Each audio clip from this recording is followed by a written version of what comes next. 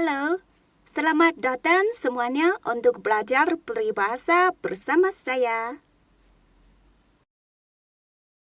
Sebelum belajar, kita harus tahu dulu apa yang dimaksud peribahasa.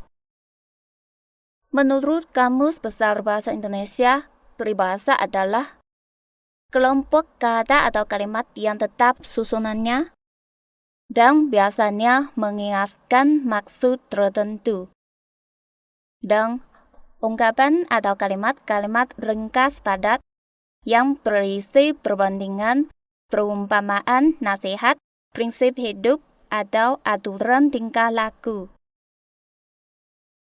Pendek kata, peribahasa adalah semacam hasil kreasi massa rakyat dari mulut ke mulut sebagai hasil penyimpulan dari pengalaman, pelajaran pengetahuan, dan kehidupan massa rakyat di bidang praktek produksi dan sosial.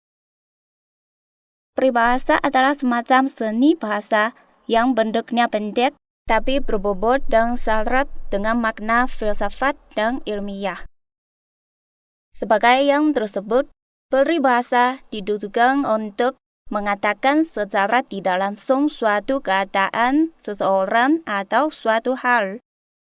Ini tentunya berkaitan dengan cara berpikir masyarakat Indonesia yang enggan berterus terang dalam mengungkapkan sindiran atau kritikan.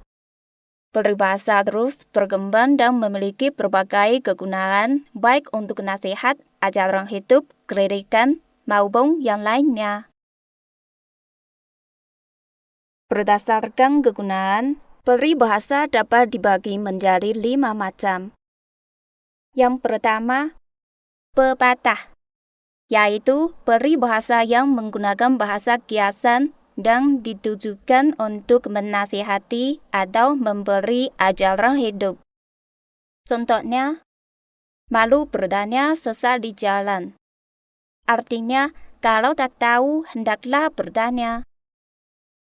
Contoh kedua, tak ada rotan, akar pun jadi. Artinya, bila tidak mendapatkan sesuatu yang cocok, tak ada salahnya mencari sesuatu yang lain yang mempunyai fungsi yang sama. Macam kedua, tamsil, yaitu peribahasa yang menggunakan pengandaian dalam menjelaskan sesuatu. Tamsil digunakan untuk mengindir atau menasihati dengan sedikit mengkritik. Contohnya, dua-dua keladi, makin tua makin jadi. Contoh kedua, ibarat bunga, segar dipakai, layu dibuang. Macam ketiga, idiom, yaitu ungkapan yang bersifat kiasan untuk menyebut suatu keadaan atau sifat seseorang. Idiom hanya terdiri atas beberapa gabungan kata saja dan tidak mencapai satu kalimat.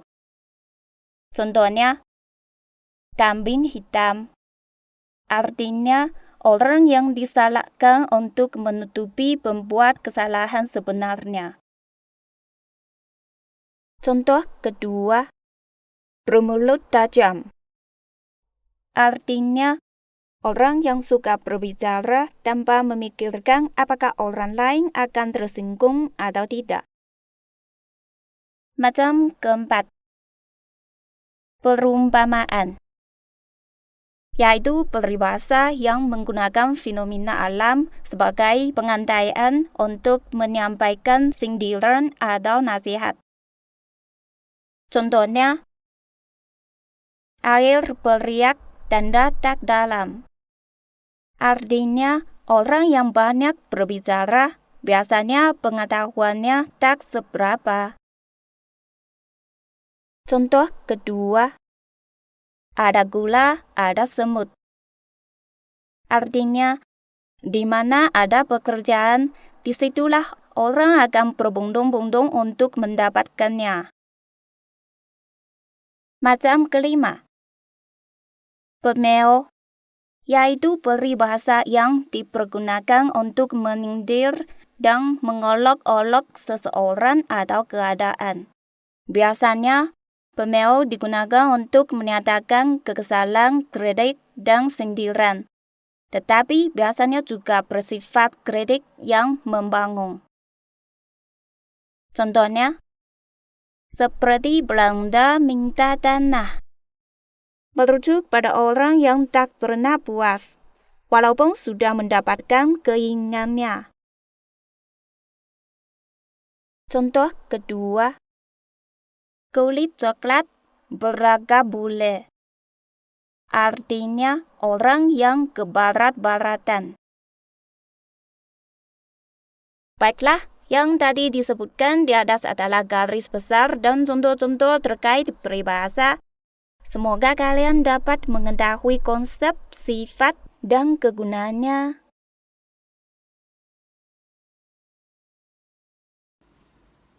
Oke, terima kasih semuanya sudah menonton.